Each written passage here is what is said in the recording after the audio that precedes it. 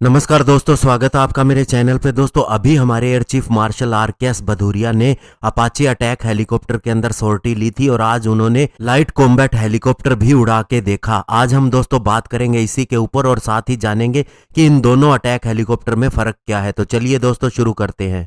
तो दोस्तों आर.के.एस. भदौरिया ने नवंबर 17 और 18 को अपने 2 दिन के टूर, जो कि उनका वेस्टर्न एयर कमांड के एयरबेस पे था, वहां पर US made AH-64 Apache attack helicopter को उड़ा के देखा था।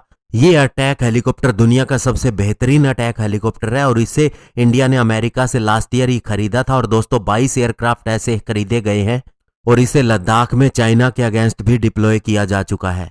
और अब दोस्तों हमारे एयर चीफ मार्शल ने लाइट कॉम्बैट हेलीकॉप्टर, जो कि इंडिया का ही हेलीकॉप्टर है, इसके अंदर भी 45 मिनट के लिए सॉर्टी ली है और इसे भी दोस्तों लद्दाख के अंदर भेजा गया है। और अभी हिंदुस्तान एरोनॉटिक्स लिमिटेड को इंतजार है इसके 15 हेलीकॉप्टर के ऑर्डर का, जिसके अंदर 10 हेलीकॉप्टर इंडियन एयरफोर्स के लिए और 5 इंडियन आर्मी के लिए होंगे।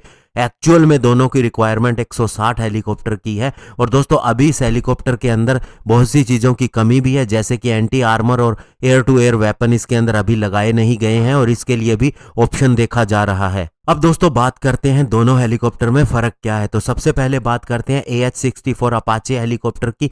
दोस्तों ये कम से कम 12 देशों के पास में है और यूएस आर्मी को सबसे पहले 1984 में दिया गया था। इसका निर्माण किया गया था बेसिकली सोवियत यूनियन के टैंक को डिस्ट्रॉय करने के लिए और इसने कई युद्धों में हिस्सा लिया, जिसके अंदर यूएस ने जब पनामा में इन्वेजन किया था, इसके अलावा 1991 में गल्फ वार में भी इसने हिस्सा लिया और अफगानिस्तान और इराक ऑपरेशन के दौरान भी ये हिस्सा ले चुका है। और दोस्तों LCH यानी कि लाइट कॉम्बैट हेलीकॉप्टर का निर्माण बेसिकली हमने हाई एल्टीट्यूड के लिए किया है, क्योंकि 1999 में कारगिल वार के दौरान हमने देखा कि रशिया का Mi-35 अटैक हेलीकॉप्टर जो हमारे पास है वो अच्छी तरह से ऑपरेट नहीं कर सकता इतनी हाइट के अंदर। तो उसके बाद इंडियन एयरफोर्स ने इसकी रिक्वायरमेंट रखी और उसी के हिसाब से इसे तैयार किया गया है। और अब HAL इस बात को प्रमोट करती है कि LCH एकमात्र पूरी दुनिया में ऐसा हेलीकॉप्टर है, स्पेशली अटैक हेलीकॉप्टर, जो काफी ज्यादा संख्या में पेलोड लेके हाई एल्टीट्यूड पे आसानी से जा सकता है, जैसे कि सियाचिन ग्लेशियर।